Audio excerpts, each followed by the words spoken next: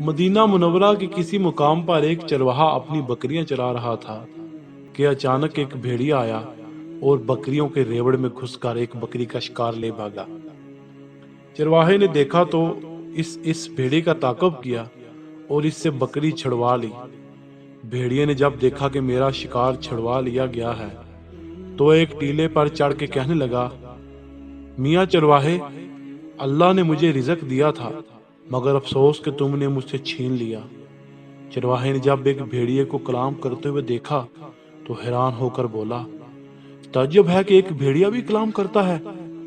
بھیڑیے نے پھر کلام کیا اور کہا، اس سے بھی زیادہ تعجب والی بات یہ ہے کہ مدینہ شریف میں ایک ایسا وجود موجود ہے جو تمہیں جو کچھ ہو چکا ہے اور جو کچھ آئندہ ہونے والا ہے ان سب اگلی پچھلی باتوں کی خبر دیتا ہے، مگر تم اس پر ایمان نہیں لاتے۔